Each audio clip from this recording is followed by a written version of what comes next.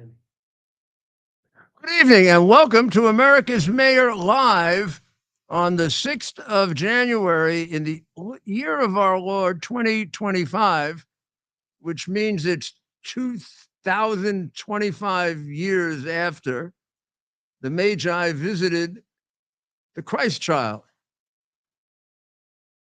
coming from, as they say, the East and bringing him gifts of gold, frankincense, and myrrh, and representing the universality of the message of our Lord and Savior, meaning it was not meant just for Jews or just for the people in Judea or just for the people in the Roman Empire. It was meant for all mankind and womankind. And the name, the word Epiphany tells it all. It's called, it means manifestation or revelation. So as certain people focus on January 6th for other significantly less important historical reasons, before we forget what the historical significance of this date really is, this is the Feast of the Epiphany. And this is the day that from far away in the East, it's debatable exactly where they came from. Matthew's gospel does not announce precisely where the Magi came from, and it doesn't announce exactly three. It does talk about three gifts: gold, frankincense, and myrrh. And from that, the tradition has developed that it was three kings from the East, Syria, Egypt, and Sheba is generally thought to be the places they came from. So that's what we're celebrating today. And that is the overriding significance of today. The attempt of Nancy Pelosi and her crooked Democrats, who spent years trying to frame Trump with Russian collusion and the phony conversation with the Ukrainian president, which would have been completely dismissed had the hard drive been made available by Bill Barr and Christopher Wray. And then the unbelievably outrageous and criminal cover-up of the hard drive during the presidential election and investigations. And then the election itself of 2020. And then this January 6th was like the fifth or sixth chapter in the book called Framing Donald Trump and Destroying Him by Any Method Possible. That then continued into the four made-up crimes, which is probably the lowest point of American justice. I lived through one of the lowest points today that I'll tell you briefly about because I spent too much time on it in the last show. And I don't sound like I'm feeling sorry for myself, but I do think if I don't make something of it, then I don't help prevent it in the future. And I do worry that if we don't take advantage of the presidency that we now have, this could happen again in the future. So it has become definitive now that Shamsud Din Jabbar, 47, who carried out the massacre on New Year's Day morning, was acting alone. And the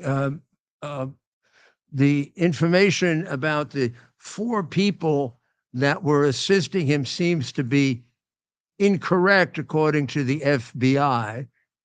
And I guess one of the things that has been resolved that would have created the strong suggestion that there were other people involved is that the bombs that were placed along the Bourbon Street route, there is reportedly a video of Shamsuddin Jabbar himself placing them there. Now, this might not be a good enough picture, but this is what they were placed in. I don't know which one this is, the first cooler or the second. There were two coolers. I'll show you in a moment where they were. But if you can take a good look at this here, you'll see here, you can see that's what they were placed in. Now, when I say they were placed in, they were basically improvised explosive devices. They were IEDs. And they were one probably much more lethal than the other. The first one was a regular one, and the second one was laced with nails. Now, I haven't seen one of those since the Intifada during the late 90s and early 2000s in Israel. The Palestinians used to use them, and I have some very bad memories of visiting young ladies with faces ripped apart with the shrapnel, which was basically nails. Imagine, huh? So the two IEDs that were planted along Bourbon Street. You may remember, if you were with us the first night, we pointed out that that when Shamsud came down Canal Street and got to Bourbon Street, okay, he turned here, and over here he was, I think, stopped in his mission to go further along Bourbon Street by hitting a car. And then he decided he would have to do his damage, which was going to be significantly more. And he started a shootout with the police, which resulted in two police officers being wounded and resulted in a number of people being shot, some injured, some killed. However, here and here, okay, here and here, there were coolers like the ones I showed you, and in those coolers were IEDs. One more lethal than the other, and therefore it suggested rather clearly that there was a plan here for Shamsud to drive up Bourbon Street, probably not stop here where he did, because here he was stopped by a collision, but to stop here and ignite the IED, and to stop here and ignite the IED, and then who knows what else he had planned. We don't know. We just don't know, and that's part of what we're trying to figure out. We do know quite clearly that this was a guy who had been very, very strongly converted to Islam. In fact, there are emails to that effect. There are messages to that effect. There are videos, 4 videos made as a buildup to the attack, in which he talks about why he's doing it. And at first, his thought was to kill his own family, and he decided not to do that because he wouldn't get enough attention for the cause of killing the non-believers, which was his goal, to kill non-believers, which he succeeded in doing, and getting himself killed as well. He also left his trailer park, if that's what it was. He left his trailer park, and he left open a passage in the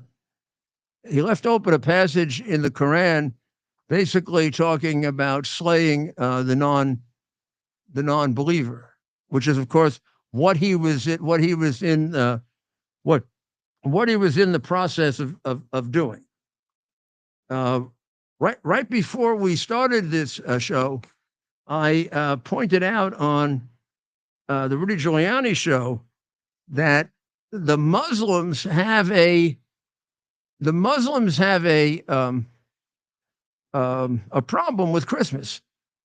And when I take this short break, I will come right back and I will explain that problem. Try to keep it down, huh? It's getting too loud.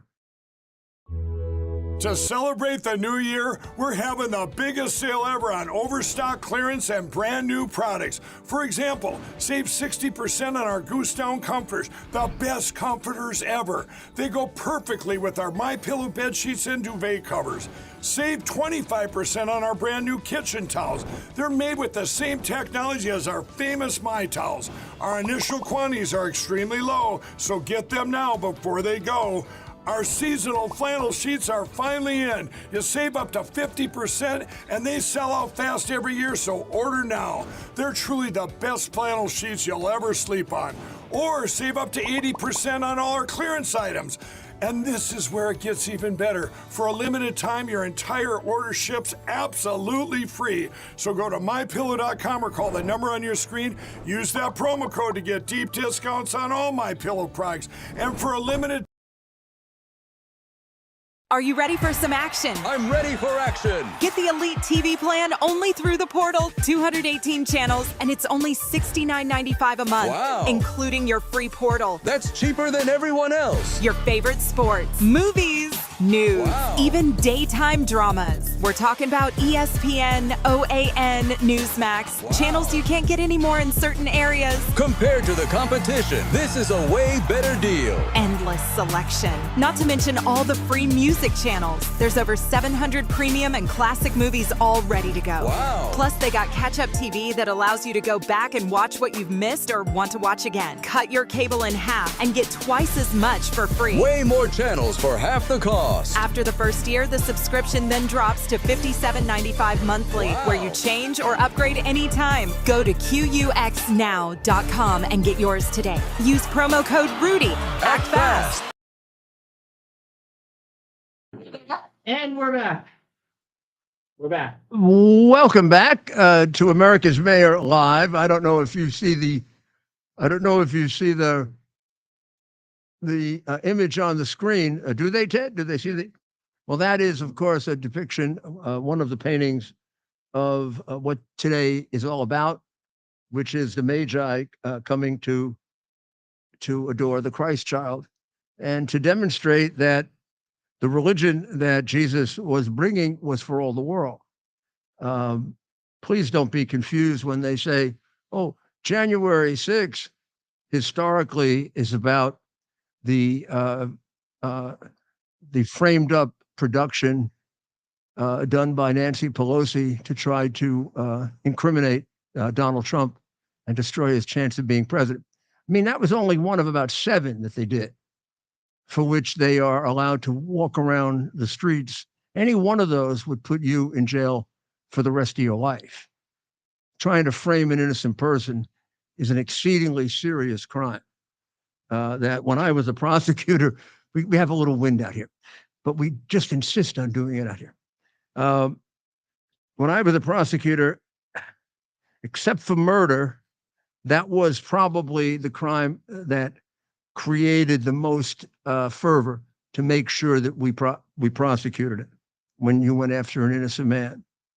In fact, if you're a decent and you're an honest prosecutor, it haunts you. It really haunts you that you might convict an innocent man. I don't know what these people are like. I think they're just pure animals. But so we're looking at this murder that took place, or the murders that took place in New Orleans, and one of the things to note, and I think it's very important that we point this out. Nobody else will, and that's why it's very important that I point it out to you, because the only way we're going to eventually stop this is by recognizing it and stop lying to ourselves about it. When Shamsud left Houston, he left behind even more devices. He left behind a great deal of Islamic incendiary literature. But he also left behind some scholarly literature that is part of the religion. And it's a verse 9 of chapter 111 of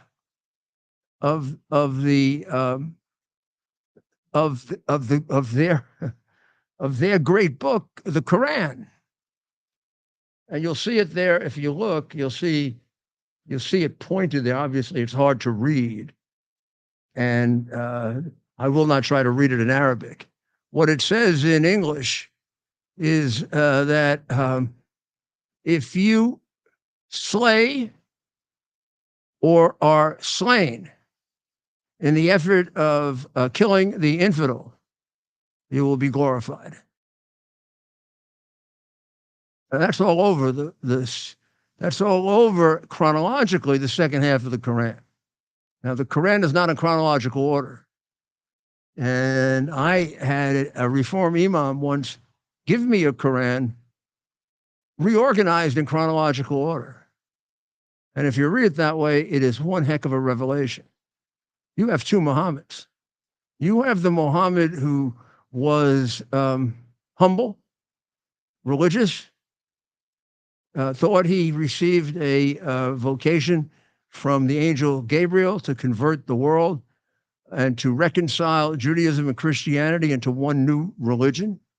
He did have a problem with Christianity, and you'll see how this reflects itself with the idea of the Trinity, of the Father, the Son, and the Holy Spirit. I thought of Christianity as being maybe polytheistic as a result of that. And his religion was, like the Jewish religion, a very, very strongly monotheistic religion. Allah is God and Muhammad is his prophet. But he goes way back to Adam and Eve, and Abraham is the father of all, and he went out and he preached that, and he preached that in Medina, originally his hometown, to the Arabs there. And the Arabs said, "No, we don't believe you. We don't believe you got a revelation from Gabriel. We don't believe that he took you to heaven. We think you're a crazy nut." And this was underscored by the fact that he had epilepsy. And therefore, he would occasionally, while he was preaching, fall on the ground and go into an epileptic fit. Now, you can imagine in those days what they thought of that. It was a difficult message to accept. And then this man, who was of no prominence, came from an average family, a good family, but an average family, is on the ground in an epileptic fit. They thought he was possessed by the devil, as opposed to possessed by Gabriel, which is what he was trying to tell them. So he decided his religion was for everybody, for Jews and for Christians. So I don't know which order, I don't remember. I'm going to have to check this. But I think he went to the Jews next. And he attempted to convert them. And they basically had the same reaction. Hey, we're pretty happy with our religion. We like being the chosen people. We don't really think you flew away with Gabriel. So get lost. And then he went to the Christians, and the Christians had the same view, particularly when he started attacking them for being polytheists. And then he went out into the desert. And he went among the uneducated Arabs, the Bedouin, the people who were living in tents, living in the desert, living from place to place, without any education, as opposed to the city people. And they accepted him, and they accepted his message, and they accepted it, and they wanted to convert it, as remember, many of Jesus's followers did, into an army. Wasn't Jesus encouraged to have an army? That's what they thought the Messiah would do. He'd raise an army and go kill everybody. Well, that's what Muhammad did.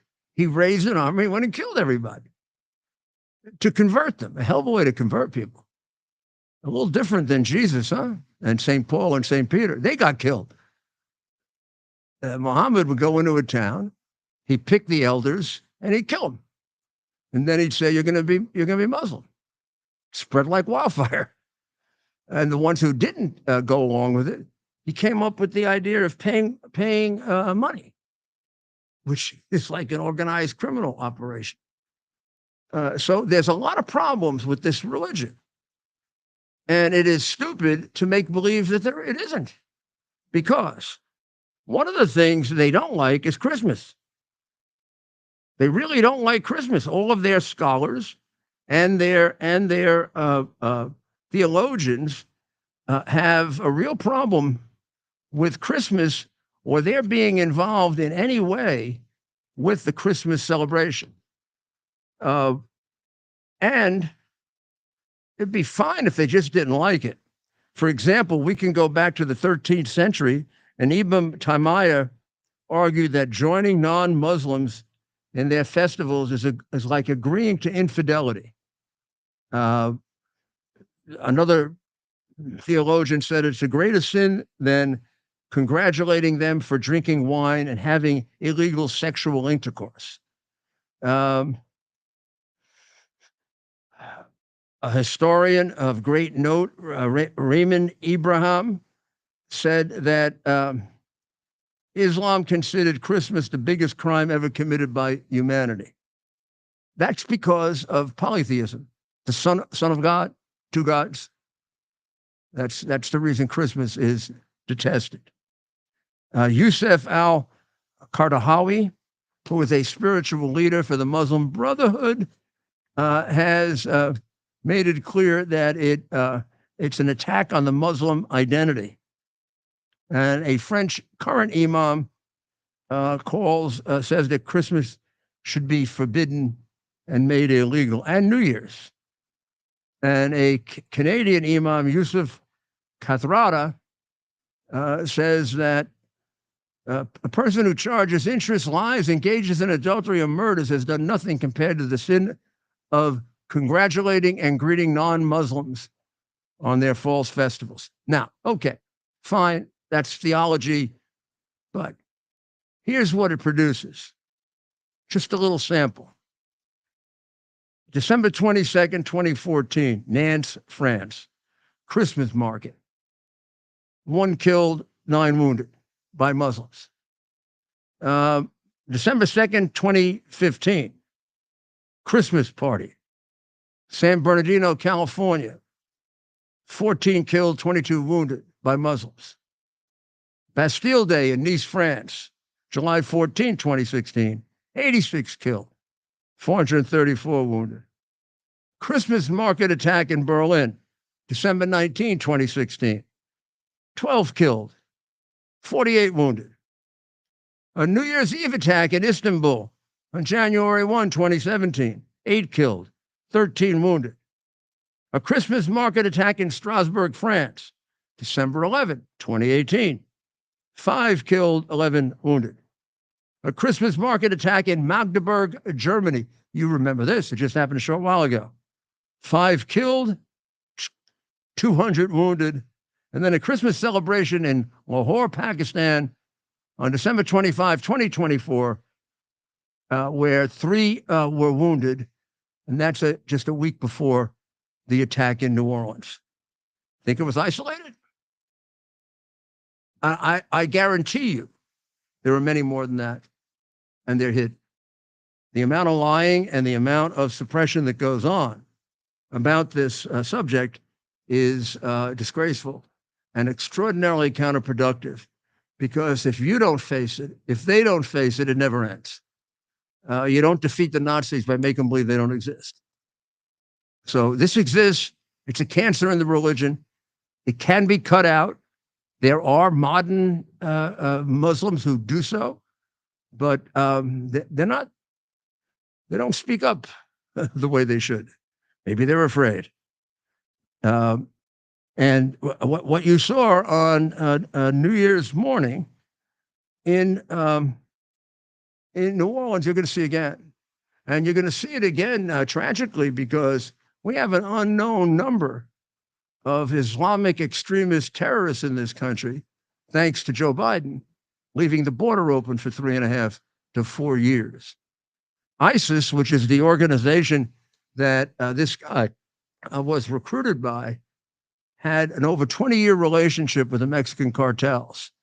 So you can imagine when they got the open door thing, they were in a prime position to take advantage of it, just the way the Chinese were, also a 20-year relationship with the Mexican cartels, to make a fortune with fentanyl and also kill a lot of Americans.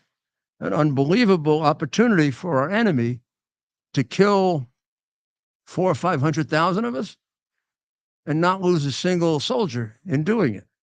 That's the number, by the way. It's about 100,000 a year. And before him, the deaths from fentanyl were about 20,000. So it's a massive, massive, massive difference. Massive difference. And this recruiting of Americans is going on at a rate unlike any before. A Pennsylvania man is been arrested. Jack Danaher Malloy. What a name for this. Jack Malloy was indicted on Thursday in Pittsburgh for attempting to travel to Lebanon and Syria to join an Iranian-supported terror group. He's a dual U.S. and Irish citizen. His master plan was eventually to join Hezbollah and kill Jews. He was dedicated to killing Jews. In 2024, he converted to Islam. He went to Lebanon in 2024 and came back. And he was going to go there to fight for Hezbollah when the FBI got onto him, investigated him, and cut him off, and now is prosecuting him. Hamas released a statement from one of the hostages again. Now, I should point out to you that releasing statement from hostages is a war crime. Now, there's an awful lot of talk about Israeli war crimes, none of which really are war crimes. The Israelis kill the civilians in Hamas and in the West Bank as collateral. Their a goal is to kill the leadership of Hamas, Hezbollah, the Houthis, and to minimize the deaths of civilians, because they know, just as a matter of practicality, they know what happens when they do. The Muslim terrorists focus on the children and the women. The whole attack on October 6th, if you have the plans of it, were to ignore the soldiers and kill the women and children, and in front of their men as much as possible, and rape them. There's no moral equivalent between the Palestinian Authority and the State of Israel, none. And the ability, the way in which we've created one for the last 30 or 40 years is the reason why we still have serious open warfare in the Middle East. And as long as we let Iran remain, the Islamic Republic of Iran, no matter what we do, they will foment war in the Middle East. So he's the president, the new president, the one coming in just a few days, is surrounded by a group of people who understand the danger of Iran as much as I do. And the danger of Iran is that they are maniacally focused on creating an Islamic republic. They want an empire. They want their own empire. They want an empire of certainly the northern part of the Middle East. And eventually they sure as heck would love to capture and destroy the southern part of the Middle East, which means driving out all the Israelis, killing them all, and dominating the Saudis and taking over all their oil. Now, remember, the hatred between the Iranians and the Saudis is twofold. One group are Shiites, the Iranians. Other group are Sunni, and they despise each other. Further back than that, one group is Persian and the other is Arab. And that's a massive hatred, and created wars long before there was Jesus. So if that isn't regularized and modernized, and the reign of terror removed, we're just wasting our time in the Middle East. And of course, we had an administration who gave them a fortune. We're about to start an administration that got really close to destroying them last time. And I actually believe that due to not Biden, but due to Bibi Netanyahu, they are in the weakest position I've seen Iran since the Ayatollah took over back in 1978. They have lost one major pawn. You can't call them an ally, Hamas. The Hezbollah leadership is in tatters. The Israelis every day are pounding the hell out of the Houthis in Yemen. We should be doing it because the Houthis are killing us. But, Biden is incapable of protecting us. He's probably on the side of the Houthis. But I think they will get a lot of help when the Trump team comes into office. So let's cover a couple of things, and then I want to discuss January 6th. Biden disapproved the sale of U.S. Steel to the Japanese company, which actually avoids Trump having to do it, because maybe that's the one thing they agreed on. And although in dollars and cents in the short term, it might have actually been better to let it go through in terms of American morale, American prestige, the work ethic that we need, the pride that we need. I think in this case, the two of them made the right decision. It's almost as if any president is not going to let U.S. Steel go bye-bye. Sorry, it's not going to become Nippon Steel. And I think the Wall Street Journal, which attacks President Trump and President Biden for this, are a bunch of, pinhead idiots that should write editorials and not run a government or try to create morale among people. Morale has a lot to do with pride in the industries that you have and what you create and what you do. And to give away one of America's greatest companies has us moving in the direction Biden had us moving. Keeping that and letting it build and grow, it's worth a little disruption in price to do that. The Biden administration, isn't there any way just to pick them up and send them to the beach and leave them there? And take away all the little nitwits, the little whoever. Maybe someday we'll find out who actually ran the White House for the last 4 years. Is it one person? Is it a little group? Is it, what does the first stepmother have to do with it?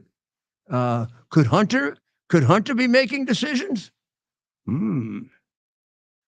It could be for shakedowns. Hunter will discover good shakedowns. But Biden now has done a ban on natural gas water heaters because he's worried about carbon dioxide emissions. Does he realize that if we didn't have carbon dioxide, we'd all die? No, because he was left back in the third grade, and he probably never passed a science course that was way beyond him. I mean, before he was whatever you want to call him, senile, he was stupid. So the stupid part might have even been worse. Who knows? He's giving the presidential medal to George Soros. Guy who killed his own people, turned in Jewish kids so they could be murdered. A guy who is probably responsible for more black deaths in recent America by the DAs that he put in 70 places where records were set for homicide, and 70 to 80% of the people killed were black kids. Thank you, George. That was brilliant. And a guy who hates American nationalism. What the hell are you giving him a medal from our country? You know, let the UN give him a medal, or Klaus Schwab, or the people he's really involved with. But I have for some time believed that as time goes by and things calm down, you were going to find out what I knew at 6 to 7 o'clock in the evening on January 6th, that the entire thing was a orchestration of the left wing, with Antifa very heavily involved. While we're talking, I'll have Ted dig out just one clear piece of proof: the email or text message from John Sullivan's brother James, giving the exact number of Antifa people that were inside, which of course J6 never looked at, doesn't care about. But when we come back, we're going to have a very special guest, and we're going to talk about January 6th. Okay? The Tunnel to Towers Foundation delivers on its promise to do good and never forget the sacrifices America's greatest heroes have made for us. Heroes who risked their lives to keep our communities and our country safe. Heroes like United States Marine Corps Captain and pilot John Jeremy Sachs. Captain Sachs sustained fatal injuries when his military aircraft crashed during training, killing him and 5 other service members. He's remembered by loved ones as courageous, brilliant, and devoted to his career, family, and friends. John is survived by his wife, Amber, who gave birth to their second daughter 3 months after his death. Tunnel to Towers paid the mortgage on the family home for Amber and their 2 daughters. The foundation has helped over 1,000 military and first responder families navigate the worst of times by removing the burden of a mortgage payment. Our nation's heroes and their families need your help now more than ever. Donate $11 a month to Tunnel to Towers at T2T.org. T2T.org. That's T, the number 2T.org. T2T.org.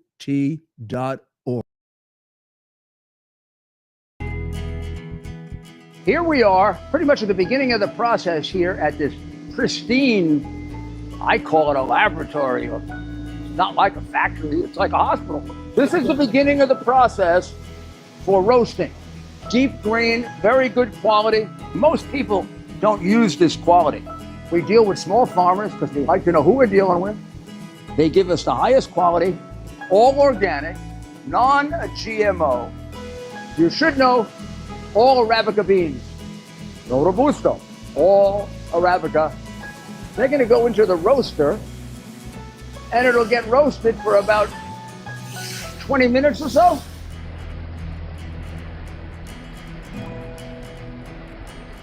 Oh my goodness, look at these. My goodness.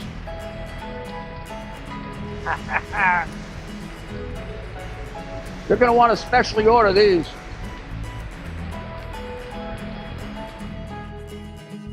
This is what goes into Rudy's coffee.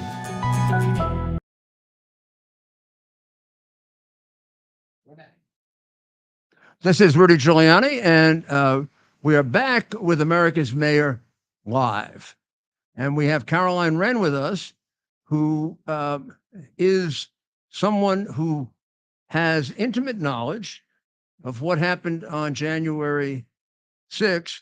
And for some reason, they haven't tortured her and put her in prison. Put her in prison, and who knows who? I don't know how you escaped it, Carolyn, but thank God.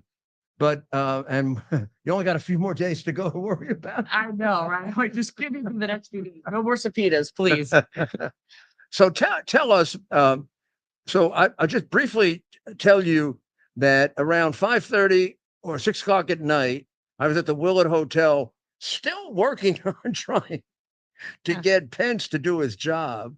Right. Which, if you watch the new documentary on Professor Eastman, and I really suggest that you do, you'll understand that the legal position that the professor took is a very, very strong one, accepted before that by probably a slight majority of legal scholars, Right.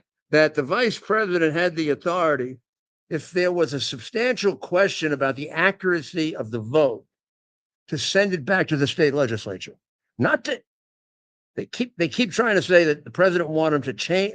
President didn't want him to change the votes. The president wanted him to send them back to the legislatures, who wrote letters to Pence saying, please send them back because we're not sure of the vote. So Pence just ignored those.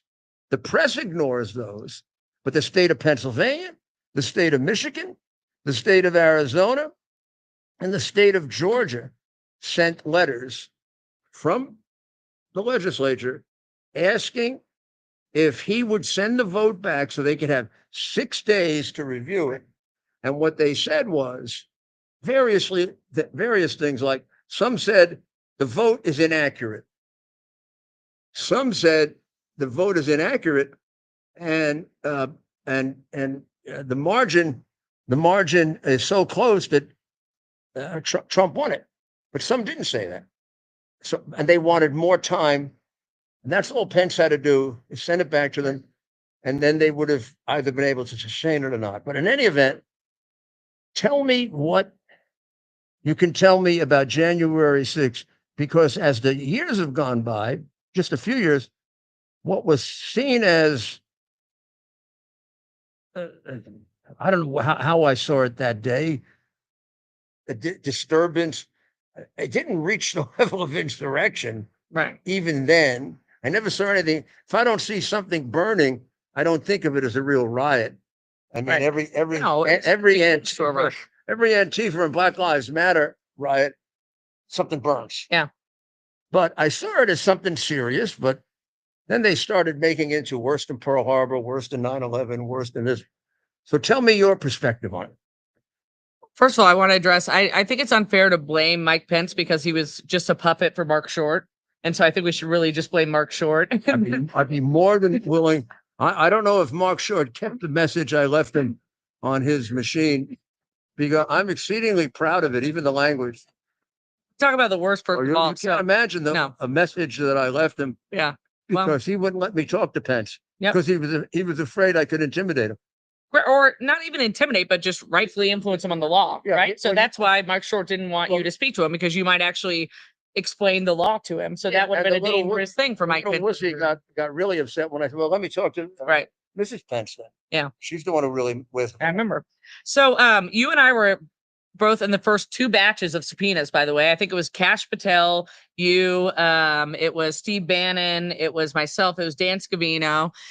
And so that was certainly that's a scary time. You get subpoenaed by Congress. I mean, I just remember being like shocked, but my involvement is interesting how this happened. So I had never even, I didn't know anything really about the certification or like this rally happening until the day after Christmas. And a big donor to Trump and the Republican Party had asked me to meet with her. And so I actually brought my parents with me. It was 2 days after Christmas. Went to Tampa and met with her. And she said, I want to give a significant amount of money to help fund the rally on January 6th in DC. And I said, I don't know anything about it. Let me try and find out. And I texted a couple people and find out. And there had actually been 2 rallies prior in November and December that were called, a March to Save America. And they'd happened at the Freedom Plaza right outside the Willard. And so she wanted to give money to help people who wanted to be able to attend, to come and to help pay for staging and audio, all things protected under, the free speech. And so I look into it and then find out actually that the president was going to want to speak. And so I'd been the president's national finance director. And so if the president speaks at something, there's a lot of, staging, audio, things like that need to come in. And so by finding there was funding that had come in, and so now we could actually match those together to have him be able to speak. So then fast forward a couple days after I get connected with the organizers, and the permit, this is what's fascinating. The permit was actually held right outside the Willard in Freedom Plaza. The event had been promoted for weeks, and it was going to happen. In fact, actually, there was supposed to be a rally originally at the Capitol that Alex Jones and Ollie Alexander got a permit for. Everyone was supposed to march from the Capitol to the White House. It was going to end at Freedom Plaza. There was a second permit that the Women for America First had, and then that was going to be the second rally to happen around 2 p.m. So the first one was to be at the Capitol at 10. So then when we knew the president and I got involved, it was actually in the National Park Service and Secret Service who told us, hey, we cannot have the president come and speak right outside the Willard. We're worried about snipers. So they recommended the Ellipse, which is how it got moved to there. And then they recommended too that, by the way, remember that everyone wondered why President Trump, how did he end up calling on people to march? Who put that in the speech? The event was called March to Save America. The RSVP website was trumpmarch.com. So the event, people were always marching somewhere. The only people who were unaware of that apparently were Capitol Police and the National Park Service, even though they absolutely knew. We'd filled all this information out. So they recommended we switch it to the Ellipse. We do, which is at the White House. And because of the timing of that move, it was going to be a further march. They recommended flipping it, which is why the event then started at 10 a.m. at the White House. And the march was moved to marching to the Capitol, where there was a lawful permit that Ollie Alexander and Alex Jones had gotten for 1 p.m. at the Capitol. They had their permit at 10 a.m. They had to switch it.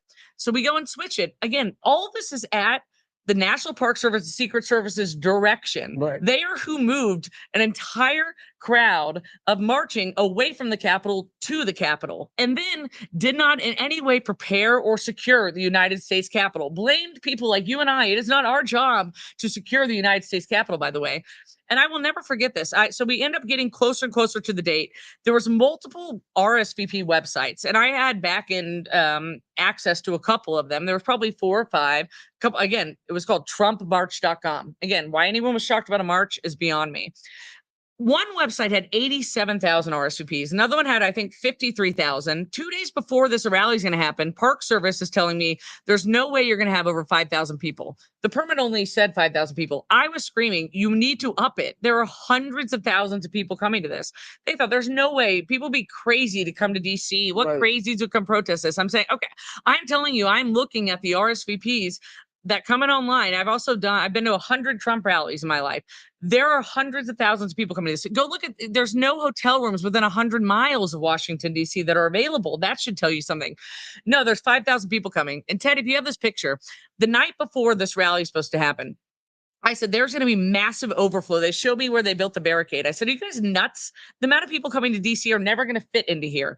Tell me this to the Park Service and to like Secret Service. And I said, we need to get a overflow screen for the extra people that are not going to be able to get in. And this picture that Ted's going to pull up is just incredible to see the hundreds of thousands of others that could not even make it within the barricades that day. And what all this, I think, goes to show is just how unprepared DC as a city was. And this to me is it was absolutely When you say the barricades, which one of the barricades outside the Capitol? No. The barricades, no. We're talking about at the Ellipse, nowhere even near the Capitol. I'm talking about the barricades getting the rally, like any Trump rally. You go through magtometers, right? And you go through these different things. So they thought 5,000 people were showing up to DC that day, and that is it. That is all. That's why there was no security. Nobody was protecting the Capitol. They said we knew nothing about a march, even though the event was literally called March to Save America. Look at the sign behind the president. The RSVP was Trump March, and apparently the only people But they're like, all why they had to do prepare for a march. I'm like, what do you mean? All they had to do was go on the internet, and there was So look at this picture right here. Pull this up, Ted. Look at that screen right there. That's what they told me. It would be so unnecessary. Why would you bring a screen? There's gonna be no one but look at the just flow of people. That line, the white line is that barricade, the outside of the screen. You know, outside of Trump rally, more people. Overflow. They said there'd be no overflow crowd. How dare you need this? I had that screen brought in at like 10 p.m. the night before. And because the city and the security apparatus, they weren't unprepared. It was intentional. I believe to this day that it was intentional. They knew how many people were coming to that city. You know how many people are coming based off of the hotel rooms alone that are booked out. Also, they claim to have monitored all this different. We told them hundreds of thousands of people were coming, and they said no way more than 5,000 people show up. So it was not a shock to me to see when all these people then marched to the Capitol and there's no security apparatus. They prepared for 5,000 people, which is essentially a couple of high schools bringing in their senior class to take a Capitol tour. Right. Meanwhile, you have you had the president, the vice president, everyone inside the Capitol that they failed to secure. And I do want to say a couple of things about, I will never forget, around, they were obsessed with the speakers list, this dangerous speakers list, that like we're all some evil planners plotting this massive, insurrection against the United States government. I ran the program. I didn't even know you were speaking until 10 a.m. All of a sudden I get a call from Boris or someone saying, you gotta get a car I for didn't know Rudy until late. from the Willard. And everyone acts like we're all some mastermind geniuses, which, by the way, if I actually had planned the insurrection, I would still be holding the Capitol. I would like to say I'm a highly organized person. And so I don't want that shoddy work put on me. And what really pisses me off, though, is they're like, Rudy probably planned this for a week. I literally was put in touch with you a couple, maybe 45 minutes before you took the stage to make sure that you were able to get there and get on stage. Right. And they act like we're some mastermind long planning this whole march or whatever. And no, it was just it was a First Amendment protected activity in our nation's capital, Right. and having people come and speak about what was something of great interest to many people in our country. And so I'm forever going to remain angry about the way that they handled that day and the complete and total lack of security, and then blaming people like you who went $100,000 million in debt over legal fees after some grand plot that actually started around 10 a.m. that day. Well, if the J6 committee had attempted to do even a marginal investigation, they would have found out that there were a flood of emails going back to November, where Antifa and Antifa-related groups were telling people to come there that day. Yep. And to disrupt. Yep. To disrupt it, to take out Trump. There's a very clear email from Sullivan, John Sullivan, right, saying everybody from Antifa should come because we can't wait until the 20th. We have to take him out. Now, that's a threat on the president. He should have been arrested for that immediately. No. Take him out? What does take him out mean? He got in front of he went over to the Black Lives Matter Plaza, and along with several others encouraged people to crash into the Capitol. Right. And if you look at the emails, you can see that they had, I didn't know about the FBI being in there, but there were hundreds of Antifa operatives dressed up as if they were MAGA people. Right.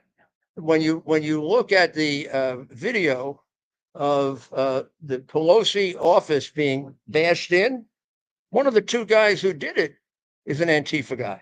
Right. And they're bashing in the door with boulders. And there's this little woman coming over the top with no gun, no boulder, no nothing. And instead of shooting the two guys with the boulders, if he was that scared, he shoots the little woman up there. I mean, a perfect setup. So I got that tape at 6:30 at night, and I brought in some homicide detectives to run my detail. And they said, this is a first-degree homicide case. Right. And that woman her murder has still not been solved. So no, they made her a villain. Like it's Ashley it's Babbitt? unbelievable what they did to her family, and also the thousands and thousands of people have been locked up. The lawfare committed against all of us is unbelievable. It was a lawfully permitted event in our nation's capital to exercise our First Amendment right to protest. And honestly, the violation of our rights that they did, I would like to talk a little bit about some of these companies and the process of how horrific this congressional subpoena system was. So since you and I were in the first batch of subpoenas, you're a lawyer. You've been through this. At this time, I'm 35 years old, right? I've never been subpoenaed by anyone. I've gotten 2 parking tickets in my life, and that is my full extent of any interaction with law enforcement ever in my life. And all of a sudden, right after I get I had FBI agents literally camped out of my front door in DC. I couldn't even leave my house. I waited about 3 days until they were able to serve me. But to get a subpoena like that, when you're like someone who's never even have attorneys or anything. So I get that. That night I get a call from the senior vice president, January 6th, the congressional one. Yeah. So I get a call from the senior vice president of AT&T and says, Caroline, who I knew him because I was a fundraiser. I kind of knew everyone. And he said, Caroline, we've received a subpoena for your phone records. We have never received a subpoena for a private citizen absent a warrant to turn over their phone records by Congress. He was like, I just got out of a 2-hour meeting with all of our attorneys and CEO of AT&T to figure out what to do. As a client, I want to tell you, we're going to turn your records over, but my recommendation is that you sue us. And I think to myself, I'm like, I sue AT&T. I'm a private citizen. Like, I want money. Like, what do you mean? How about here's my recommendation. Don't do it. Like, how about you don't turn my private records over absent a warrant? Like, what do you mean? And this is like what we were up against. And then the same thing, the next day I get like a letter 2 weeks later from Chase Bank saying, not even just saying, hey, we're notifying you that we've turned over all of your banking records. Right. Now I'll give credit. I split my banking up. I do personal banking out of Chase, and my business banking out of Frost Bank. Frost Bank's a community bank in Texas. And the CEO of Frost Bank calls me, similar to AT&T, and says, hey, Caroline, we've received a subpoena for your banking records. And it was absent a warrant. I want to let you know we're not going to turn them over. And that is exactly why Bank of America turned over the banking records of every single person that swiped a credit card within a 100-mile radius on January 6th or January 7th. Absent any warrant, they just gave it over to our government and said, go investigate this. We should all be wary of every single company that participated in was trying to place innocent citizens in gulags. And we should not be allowing them. Not only are they coming to the inauguration, we're allowing them to Trump's inauguration to give money. They're dining at Mar-a-Lago, and I'm very pissed off about it. I think Mark Zuckerberg paying $1 million to get a dinner with President Trump and all this treatment to be back in is ridiculous. I don't think we should even.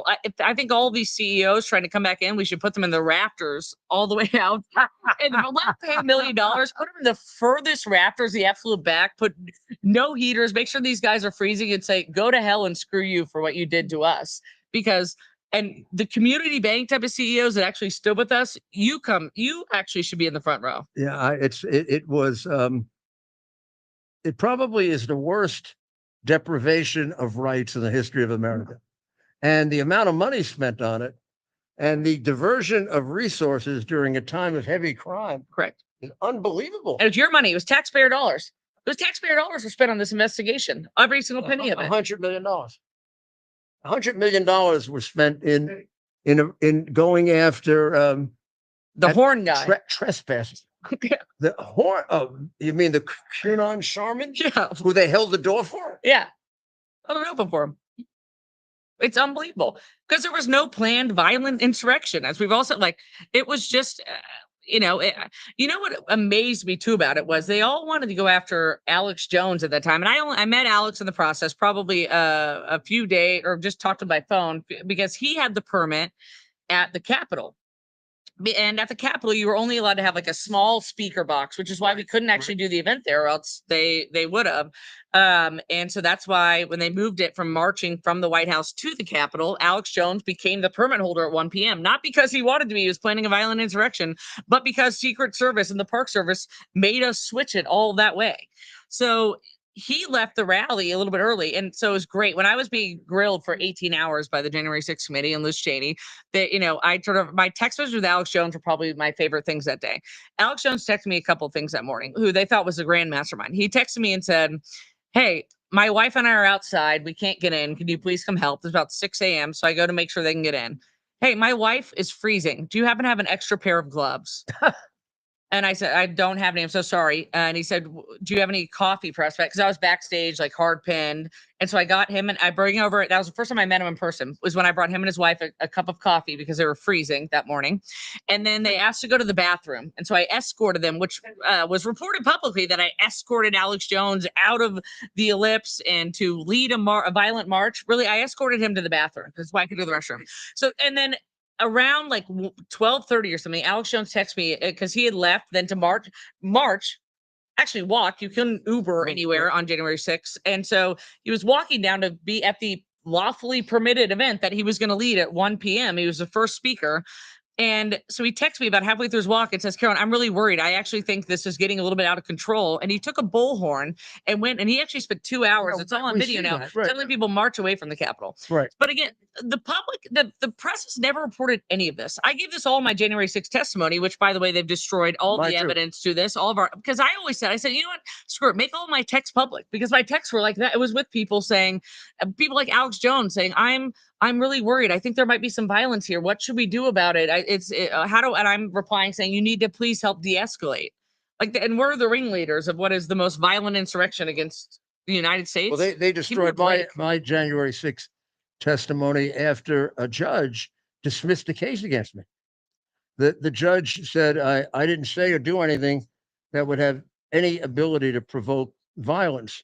The judge was appointed by Obama, and one of the few honest District of Columbia judges. They made complete animals out of themselves. Yeah. Those judges. I've never seen judges act like that. Right. And just disregarding the rights. These were just regular, decent people. Yeah. And I guess there were a couple that got into altercations with the police. But my goodness, if you get into an altercation with the police in New York, Bragg gives you a medal. Right.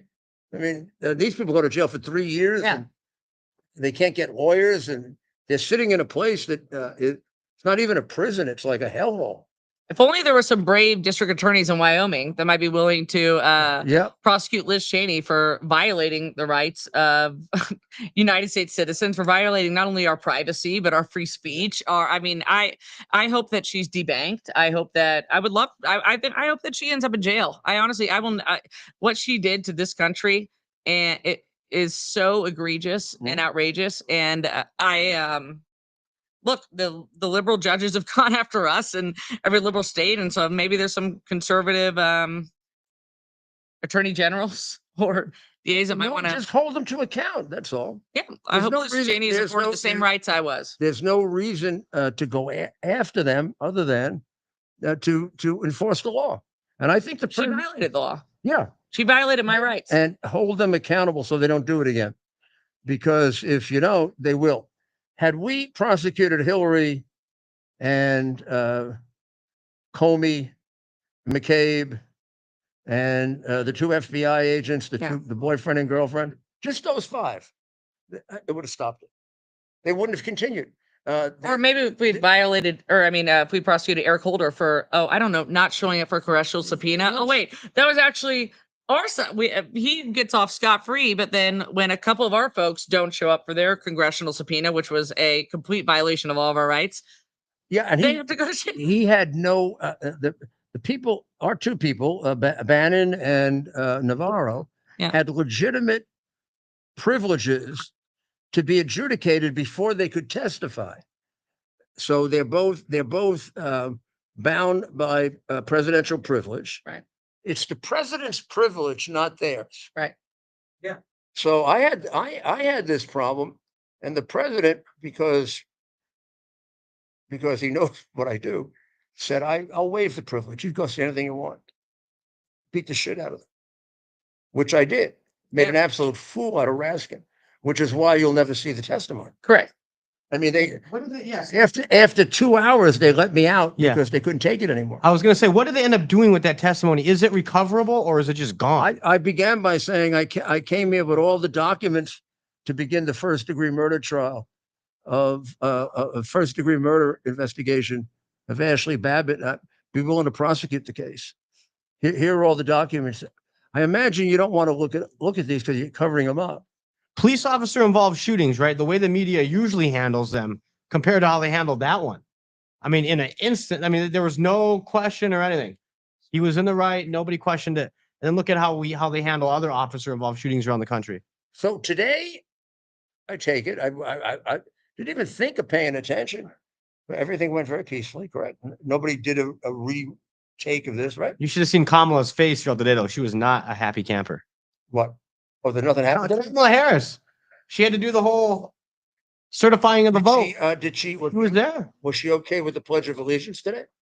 That I didn't catch. She messed it up. But we know she's not real good at it. I didn't get it. She messed it up. Well, she had been drinking that morning. Yeah. Maybe they didn't give her anything to drink until later in the day. Why? Yeah. Yeah, she had to certify the votes today, right? That's right. So Caroline, of course, we call her the top MAGA political strategist in America, one of the sharpest minds in politics. So people may want to know, Caroline, I'm not putting you on the spot here, but what are you up to now, and what should we be watching for in the future? So I haven't decided yet. I've always done political fundraising, but obviously I dabble in media and other things. Yeah. But I just think this is such a historic moment for our country that I've been trying to like sit back a little bit. I was involved a bunch in the transition stuff in the beginning after we got all the cabinet picks in. I was blowing you up about getting Cash Patel at his FBI. Yeah. Everyone Oh, yeah. The mayor was all on that board. was Yeah. like by one that I was digging my heels in on. And then I kind of took a break of vacation, been reflecting on what to do. I know I don't want to go into the administration, mainly like morally, I can never take a paycheck from the government. In fact, when Trump won the first time, they were like, all right, Carolyn, what do you want? And I said, I want to be the White House Easter Bunny, which I got to be 3 of the 4 years. Last year was So canceled. we're telling people, yeah. So this time around, I met with them. They said, what do you want? Backed by Biden? No, but the 4th year, during Trump, they canceled because of COVID. So now they asked again, what do you want? I'm like, I would like to continue my reign of terror as the White House Easter Bunny. So we're open about that. Yes. You're looking at the likely White House Easter Bunny right here. No, like confirmed. If not, then I will storm the Capitol. Just so we're clear. And I will do it in a bunny suit. By the way, that's got to be a lot of fun. Yeah. What kind of bunny suit? No, well, it's the same. This is disgusting. Here's some behind the scenes information. This is the same suit for like 20 years. You want to talk about something that smells disgusting? Get in the White House bunny suit. I like that. But like what I want to do though, I think this time around is I'm exploring a couple of things. One is either I want to do I'm not going to call it lobbying, navigating, and I want to help every company that stands to gain from Trump actually enacting his agenda, and I'm hoping go after some of these huge corporations that I used to spend all my time trying to take money from. I want to help the companies that stand to gain from those companies going down and from Trump actually enacting his agenda. But I'd still like hate the idea of lobbying. So if there's a way to do it in a different way, I'm looking at that. But the other thing I'm very interested in though is building up this conservative media apparatus that we have. I just think like the left actually does. They claim like they don't, but they have this whole podcasting network and funding that they have to prop people up. I'm like, there's so many people that I would love to prop up their voice and shows that they have. Think of like Darren Beatty, Revolver News. I'm like, why not have a bigger platform? And Jack, all these different people where and then turning the behind the scenes into an organized army. An army between War Room, your show, Turning Point, and wherever else, of all these people to watch and turning it into an actual action and mobilization. And so those are the two things that I'm trying to figure out right now that I want to do. And so past that, I took some time off and one of the analysis done of this election by an Englishman was that if we had the hard drive now in this election, the overwhelming majority of the American people would have known about it, because the media has switched so much in 4 years. Because it was cut off by the main media, only 50% of the American people got to find out about it. Right. This time, about 70 to 80% of the American people got Trump's message. And that's because of what you're talking about the podcast and the alternative news and the way people are increasingly, I mean, the switch is demonstrable. Right. And also, I think we've done a good job in convincing the American people not to trust them. Right. And they've done a good job in helping us do that, the way they act. Yeah. I mean, it isn't as if we can do it just on our own. Right. When they conduct debates like they conducted, I mean, debates have always been terrible and always been one-sided, but nothing like this time. Because the way the broadcast media works is you're on MSNBC, NBC. It's like, here's your Joe Scarborough show. Here's a 12-minute intro into why Jamie Raskin's the most incredible human being ever. And then it's a 2-minute hit just asking, Jamie, tell me about why you're the most amazing human being ever and your other accomplishments today. When you do these podcasts, it's an hour-long, hour and a half sometimes interview. These hosts will grill you on actual questions. They do their homework. Democrats cannot sit through that. They're a house of cards. They can't sit through 2 seconds of questions. So like this long-form interview style, which I like to listen to, I start podcasts, I start playing them at 5 a.m. And as I start to wake up, and I play them from 5 to like 8 a.m. And then when I go to bed at 9 p.m., I put them on and play them 9 to midnight. So I consume literally between 4 and 6 hours of podcasts a day. And I don't like to watch any video. Like I'll just lay and close my eyes, or I'm doing stuff around my house, and I could just retain the information. I listen to mainly Democrat podcasts though, because I want to know. know and they then- had them. Oh yeah, so I'll listen to like the Pod Save Miracle, or I listen to Bulwark and Tim Miller. Because I want to know what That's right. the War Room crowd is Yeah, thinking, yeah. right? Because like I You like like the them. War Room Yeah, crowd. I am with them. I don't need to know that, but I That's want to right. know what our enemy and our opposition thinks. Mayor, like so we that is what I we started love it. watching a little bit of Jank and Anna, Yeah, the Young Turks in the summer, remember? Yeah, we did. And now we we did. see them Yeah. all over conservative media. yeah. But I think the reality is that that'll be even more so 4 years from now, and it's healthy Yeah. because the main media is so warped, Right. and it's a medium of brainwashing as opposed to of distribution of news and thoughtful Yeah. analysis. I told Bannon today, I'm like, why not build a podcast around? Do you remember when Newt Gingrich used to record those tapes and he would send out the messaging for I think it was once a month out to all the members of Congress, wherever else? Like, that's what the podcasting should be. Is like, here's the messaging to all the GOP, but I also want to expand that to like, you know what? I want a podcast around Scott Pressler. I want to say a training of have him record an episode every week of here's how you can do what I just did in Pennsylvania. Here's how you do it in your home state. And let's start with the starting point of it. Keep going. And then, the podcast, like, just get some money and funding from donors. Quit funding these stupid super PACs. Like, just hire a producer for Scott Pressler and build him a little studio for $5,000 and let him give in teaching lessons on how you can recreate what they're doing. Like, that's the type of stuff that we should be promoting. And Yeah, there's I all would these think- new voices and I exciting. think that would do very well. Yeah, I would think that would do very well. I do too. So it's going to be very interesting to see how Absolutely. And Caroline, calmly and peacefully this all comes about. Yeah. I don't like to jinx anything, but I have a feeling that this is going to happen pretty smoothly.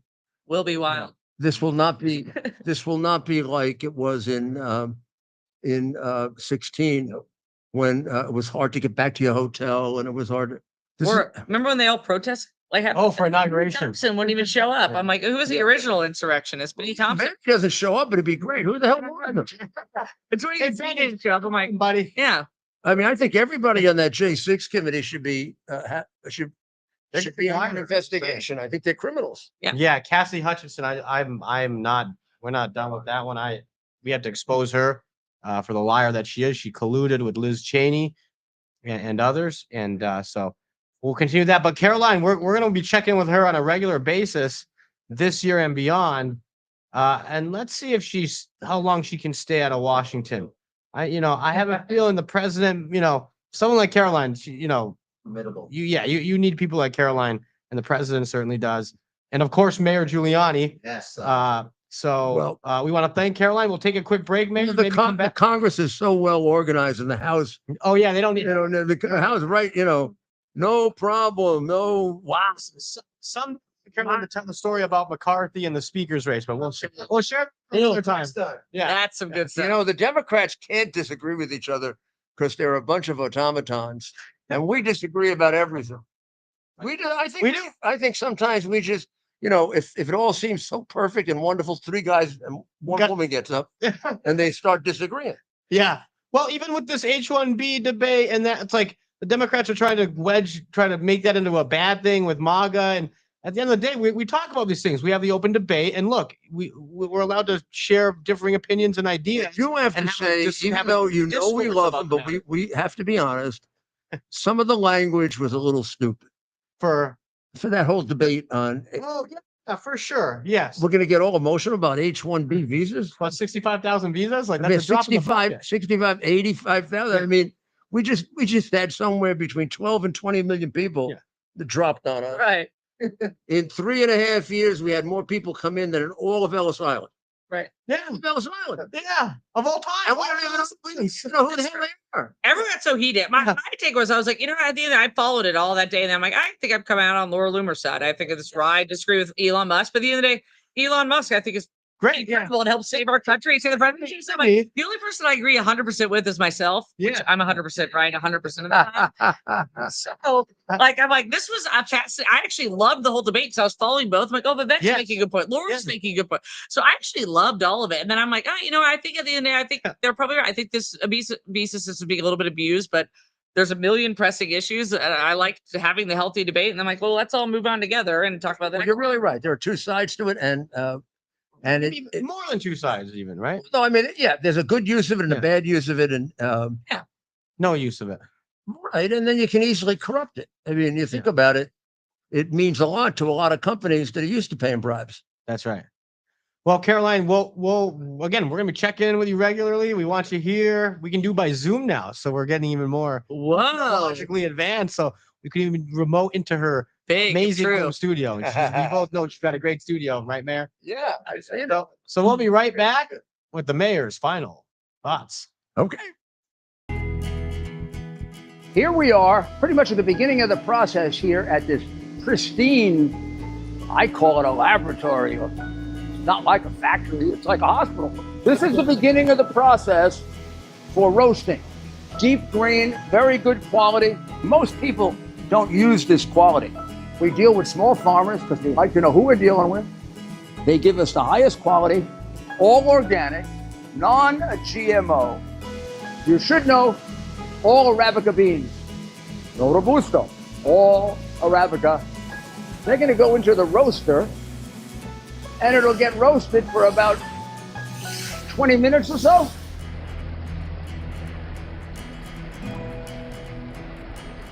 Oh my goodness, look at these. My goodness.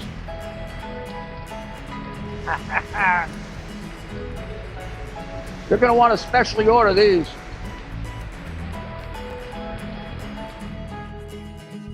This is what goes into Rudy's coffee. Where? This is Rudy Giuliani back with the conclusion of America's Mayor Live. Just a couple of things that I should tell you that you're not going to hear elsewhere, as you just heard from our wonderful Carolyn Wren. First of all, the Dems are very, very clear that they never covered up Biden's deteriorating cognitive state. And Schumer has actually, I thought Schumer had gone away because I hadn't seen him in about 2 years because he was afraid to be asked his position on Israel because he's a stinking double crosser of his own people. But he came out today and he said, oh, everybody was very, very straight about Joe Biden. There's one prosecution right there. Let's face it, it's ridiculous. The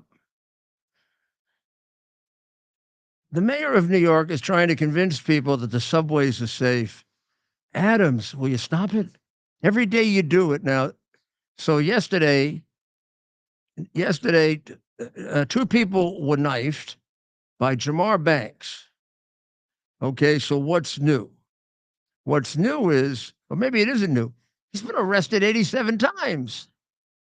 87 times. That's called a career criminal. You know where they're supposed to be? In jail. You know how many of those you have on the streets of New York? 5,000 to 7,000 that would be in jail if I were the mayor or Bloomberg. So when you say the subway is safe, talk to your people. They don't want to go on the subway. It's not safe when a guy can walk on and in the space of 2 minutes, he can knife 2 people. And he shouldn't be on the subway in the first place. He got arrested in November. November is just barely, 2 months ago. Not even 2 months ago, really. And they let him out. So this is Jamar Banks, 52 years old. He's got a rap sheet with 87 arrests, now 89. And he's wanted for so many things that he should have been in jail, and he should not have been able to knife these two people, a 19-year-old student and a, I guess they don't identify the other person. But Alina Goldfein spoke up about it, and she talked about how afraid she is to ride the subway. Then, of course, we had another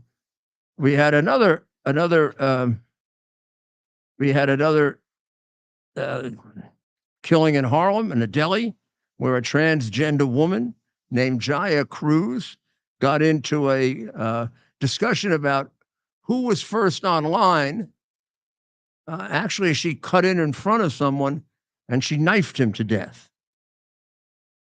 36-year-old postal worker, father of two, now dead because he wouldn't let Jaya Cruz cut in front of him and this transgender woman. Now, what does that mean, Ted, a transgender woman? It means it started off as a man or it started off as, no, transgender woman Man is a man. male to female. Okay. Okay. Male to female. The ones who want to go into the ladies' room. Yeah. Yes. And the real question is, how transgender is she? Huh. Right? Yeah. Transgender doesn't mean they got it chopped off, you know. I didn't think of that. Well, you should think of it because I wasn't really. You better think of it because you got plenty of assaults going on now in ladies' rooms as a result of it. I mean, because our society's crazy. An illegal Guatemalan migrant is charged with molesting a 5-year-old girl inside her Florida home. You won't read about that in the New York Times either, because all these illegals they don't commit as much crime as Americans. Now, where the hell did they come up with that? 60% of the crime last month was committed by illegal aliens. That sounds to me like they commit more crime than Americans. If they committed 60%, that means Americans committed 40%. And the New York Times, once again, doesn't know how to do simple math. They do that math where you don't have to add. They love that liberal math. Right. Democrat math. A major hack by China again. Probably, I don't even know why they hack. Most of these companies just turn the information over. They just give it right over. For the right amount of money, they just turned it over. They just give it all over. Trudeau resigned. Whoa. I don't believe that. Trudeau resigned. Justin Trudeau is out? Apparently, resigns as a Liberal Party leader. Wow. An icy winter storm fueled by, oh my goodness. Lefty Canadian Prime Minister Justin Trudeau is expected to announce his resignation from office. He's leaving as the Liberal Party leader. It's unclear whether he's going to stay in the parliament or not, as not a backbencher.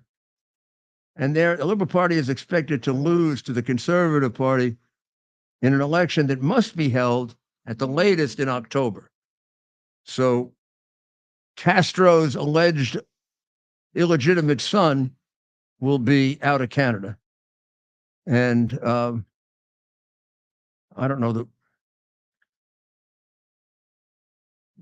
you probably don't know this woman, but we're going to follow this very carefully. Ted, you're too young to know who she is. Who? Dorothy Kilgallen. Kilgallen? Kilgallen. Dorothy Kilgallen was a reporter of the old school. She became famous on a television show in the 50s, one of the early black and white television shows called What's My Line? Okay. And people would come on and you would have to guess what they did for a living, like a firefighter or a doctor or a nurse or a waiter or whatever. Yeah. And they had, I forgot, the others also were prominent, I think, journalists. Yeah. And she was a columnist for the New York Journal American.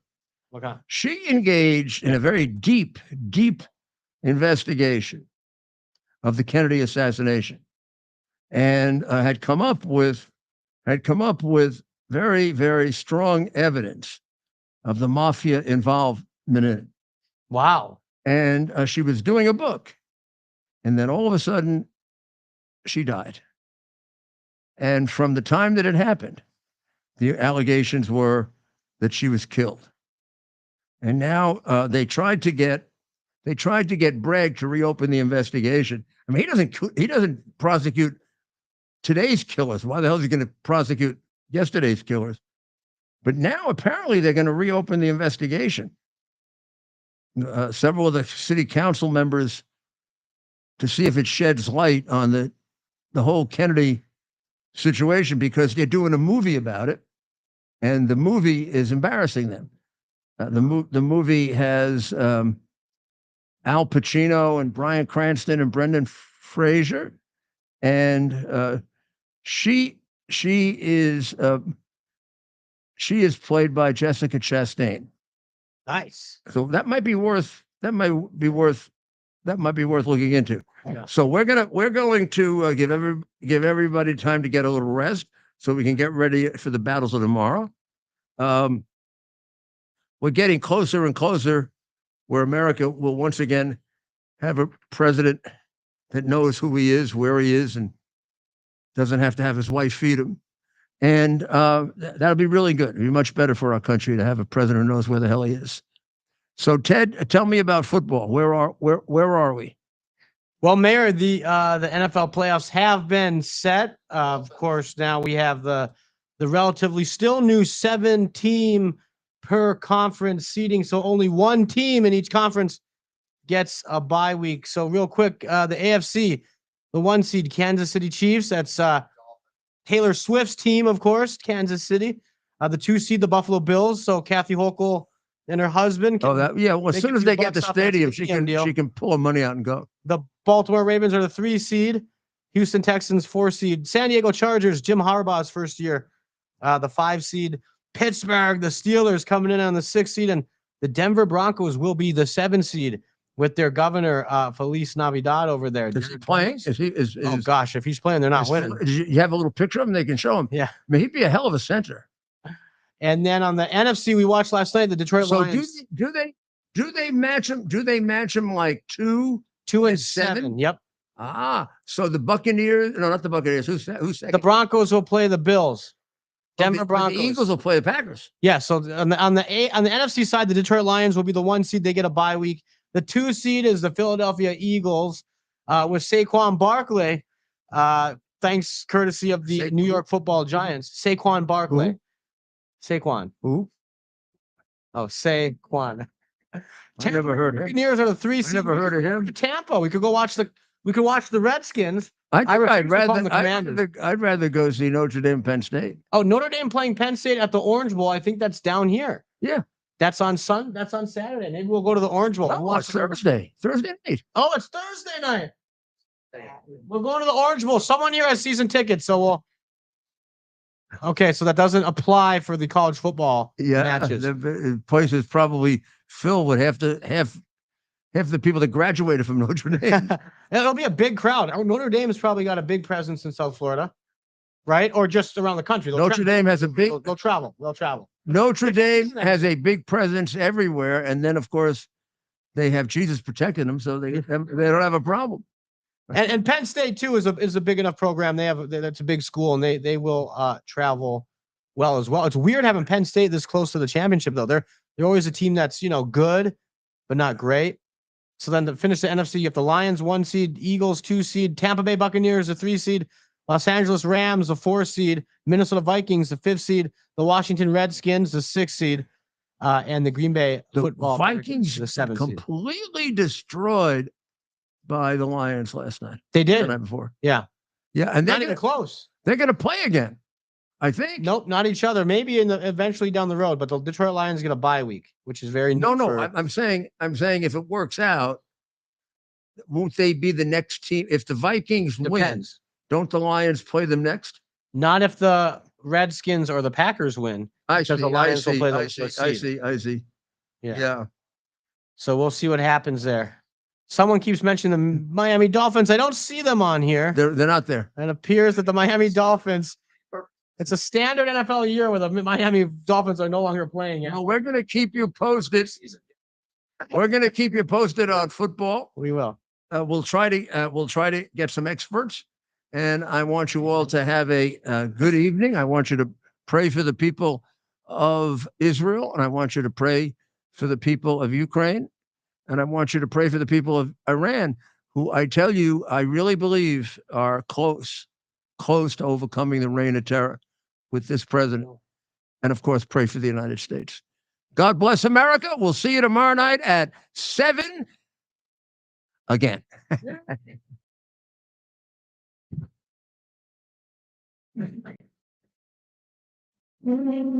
It's our purpose to bring to bear the principle of common sense and rational discussion to the issues of our day. America was created at a time of great turmoil, tremendous disagreements, anger, hatred. There was a book written in 1776 that guided much of the discipline of thinking that brought to us the discovery of our freedoms, of our God-given freedoms. It was Thomas Paine's Common Sense, written in 1776, one of the first American bestsellers, in which Thomas Paine explained, by rational principles, the reason why these small colonies felt the necessity to separate from the Kingdom of Great Britain and the King of England. He explained their inherent desire for liberty, for freedom, freedom of religion, freedom of speech, the ability to select the people who govern them. And he explained it in ways that were understandable to all the people, not just the elite. Because the desire for freedom is universal. The desire for freedom adheres in the human mind, and it is part of the human soul. This is exactly the time we should consult our history. Look at what we've done in the past and see if we can't use it to help us now. We understand that our founders created the greatest country in the history of the world, the greatest democracy, the freest country, a country that has taken more people out of poverty than any country ever. All of us are so fortunate to be Americans. But a great deal of the reason for America's constant ability to self-improve is because we're able to reason, we're able to talk, we're able to analyze. We are able to apply our God-given common sense.